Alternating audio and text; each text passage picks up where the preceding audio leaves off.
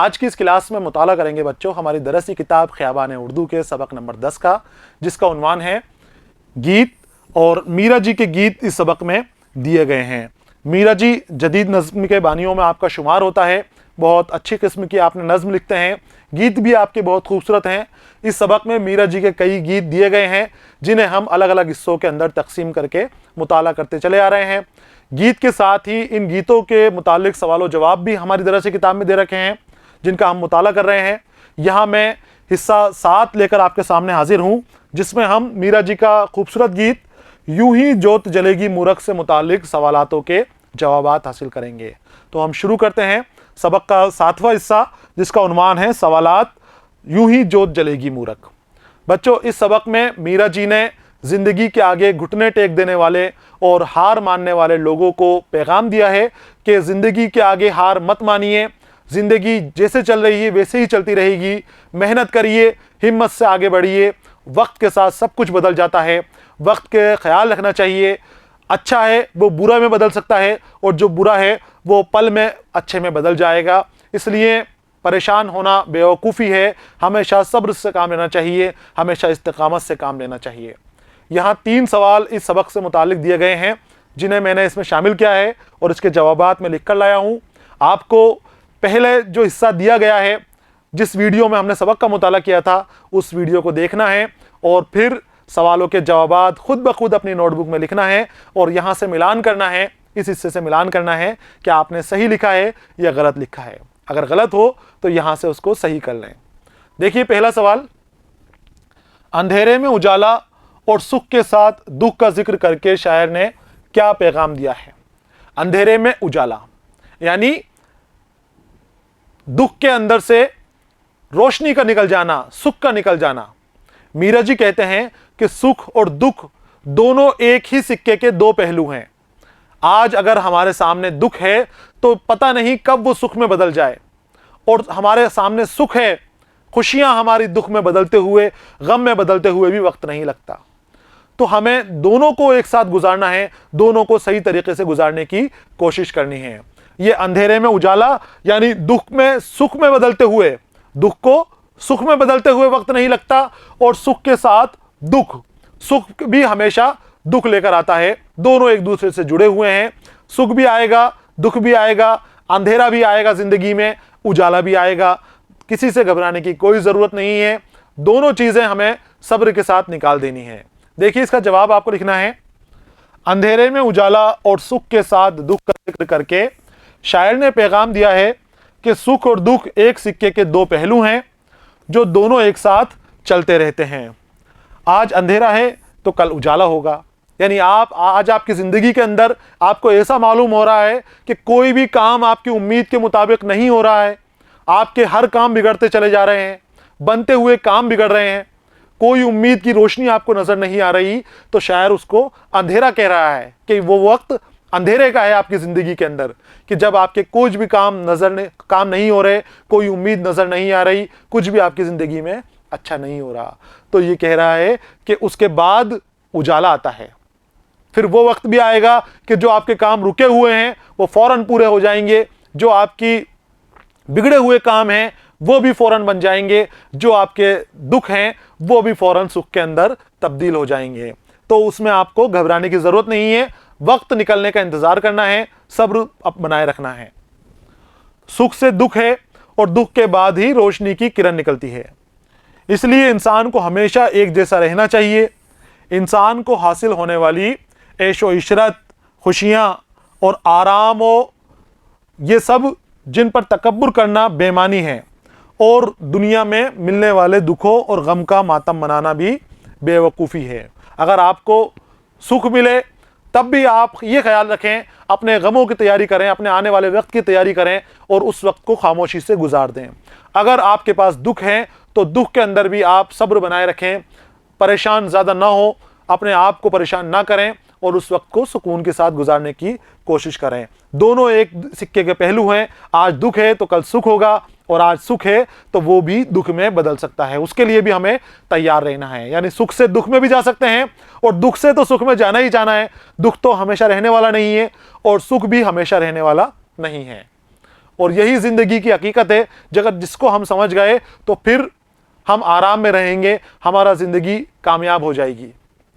सवाल नंबर 2 देखिए, मन की आशा पूरी होने के बारे में शायर ने किस तरह उम्मीद दिलाई है। मन की आशा पूरी होगी, वो कैसे पूरी होगी? जैसे जैसे वक्त निकलेगा, जब आपका अच्छा वक्त आएगा तो आपकी जो मुरादें हैं, जो आपकी उम्मीदें हैं, जो ख्वाहिशात आपने मन में पाल रखी हैं, वो सारी की सारी पूरी हो जाएंगी। लेकिन जब अगर आपका वक्त ख़राब है तो फिर आप उस वक्त को शांति से निकालिए, खामोशी से उस वक्त को गुजर कर दीजिए।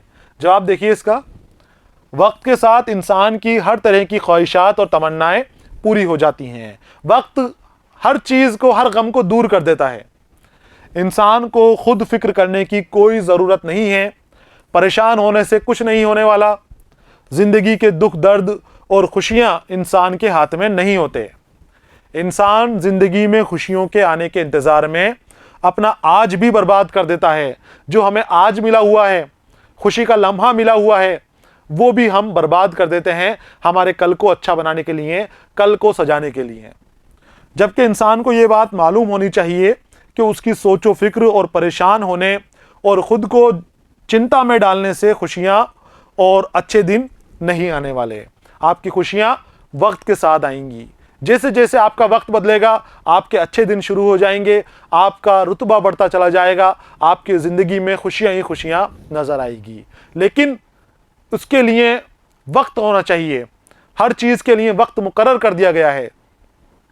उस वक्त के मुताबिक ही, उस मुकर्रर करदा वक्त के मुताबिक ही हर काम होते हैं। दुनिया में जितने भी काम हैं, जो भी आपको नज़र आता है, सब वक्त के ऊपर होता है। वक्त से पहले किसी को कुछ नहीं मिलता।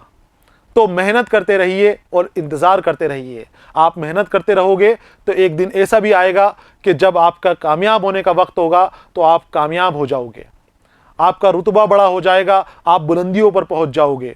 जो आप चाहते हो, आपकी उम्मीदें पूरी हो जाएंगी, आपकी आशाएं पूरी हो जाएंगी, आपकी मन की आशा पूरी हो जाएगी। लेकिन वक्त के साथ, जब मन की आशा वाला सवाल पूछा जाए, साथ में आपको याद रखना है, वक्त के साथ सब पूरा होगा। मन की आशा कब पूरी होगी? वक्त के साथ। जब वक्त हो जाएगा पूरा होने का तो वो पूरी हो जाएंगी। उसके लिए परेशान होने की ज़रूरत नहीं है। जितना दुख, जितना गम आपकी ज़िंदगी में आपके लिए लिखा हुआ है वो आपको मिलेगा, और जितनी खुशियाँ आपके लिए लिखी हुई हैं और जो वक्त लिखा हुआ है खुशियों का, वो भी आपको मिलेंगी, उस वक्त पर ही मिलेंगी। तो ये ज़िंदगी की सच्चाई है। इसमें भी आपको परेशान होने की और ख़ुद भागा दौड़ी करने की, गम के अंदर सदमा लेने की या कुछ ऐसे कारनामे करने की जो नहीं होना चाहिए, कोई ज़रूरत नहीं है। वक्त को खामोशी से, सब्र और इस्तिकामत के साथ गुजारें। सवाल नंबर 3 की जानिब आते हैं।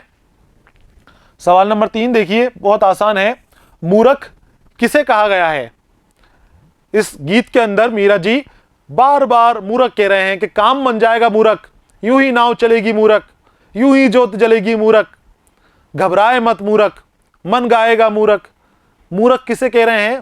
कि जो सब्र का साथ नहीं देता, जो सब्र नहीं करता, इस्तिकामत जिसके अंदर नहीं है। ज़रा सा दुख आया, तकलीफ आई, वो परेशान हो गया, रोने लग गया, चिल्लाने लग गया, इधर उधर भागना उसने शुरू कर दिया, और उसके अंदर वो खुद को ही नुकसान पहुंचा लेता है। तो मीरा जी उसे मूर्ख कह रहे हैं। साथ ही उसे भी मूर्ख कह रहे हैं कि जो खुशियों को बर्दाश्त नहीं कर पा रहा है, खुशियों को भी इस तरह से मना रहा है कि लोगों को जलील कर रहा है, लोगों को बेइज्जत कर रहा है, बेहुरमती लोगों की कर रहा है, पैसों का गुरूर, उस तकब्बुर बन के उसके सर पे चढ़ जाए, तो वो भी बेवकूफ़ है, वो भी मूर्ख है। तो ज़्यादा सुख मनाने वालों को भी मूर्ख कह रहे हैं, और ज़्यादा दुख मनाने वालों को भी, गम मनाने वालों को भी मीरा जी मूर्ख कह रहे हैं। समझदार वो है, अक्लमंद वो है जो ज़िंदगी की सच्चाई को जान ले, जो ना तो सुख में बहुत ज़्यादा खुश हो और ना दुख में बहुत ज़्यादा गमगीन हो। नाउम्मीदी और मायूसी में डूबे हुए और अपने हर काम के नतीजे को फ़ौरन हासिल करने की ख्वाहिश रखने वाले लोगों को मीरा जी ने मूर्ख कहा है। कुछ ऐसे लोग भी होते हैं जो भी काम करते हैं वो चाहते हैं कि फ़ौरन उसका नतीजा उसके सामने आ जाए, उस काम का फ़ौरन रिजल्ट वो चाहते हैं, वो भी मूर्ख है। काम वक्त के मुताबिक होता है, जो वक्त मुकर्रर है उस मुकर्रर वक्त के ऊपर ही वो काम होगा। अगर आपने आज एक पौधा लगाया है तो उसको जब उसका वक्त मुकर्रर है दरख्त बनने का तभी वो दरख्त देगा, और जो उसका फल देने का वक्त मुकर्रर है वो तभी फल देगा। आपने तो अपना काम कर दिया, वो बीज लगा दिया आपने, वो दरख्त बो दिया आपने, लेकिन अभी उसका फल देने का वक्त नहीं आया। वो फल जब ही देगा तब उसका वक्त होगा। तो इस तरह के लोग भी बेवकूफ़ हैं, और साथ ही खुशियां मनाने वाले और रंगीन या ऐशो इशरत में डूब जाने वाले लोग भी मीरा जी की नज़र में बेवकूफ़ हैं। वो भी आपको इसके साथ जोड़ लेना है। यहाँ पर बच्चों सवाल नंबर 3 भी मुकम्मल हो गया है, जिसका जवाब आपको लिख लेना है। और 3 सवाल मैंने आपको यहाँ पर बताए जो दरसी किताब में दिए गए थे, तीनों के जवाब इस हिस्से में शामिल हैं। अगला हिस्सा जो मीरा जी के एक और गीत के ऊपर मुनहसिर होगा, उसे लेकर मैं फिर आपके सामने हाजिर रहूँगा। तब तक के लिए इजाज़त दीजिए। पढ़ते रहिए, खुश रहिए। अलविदा।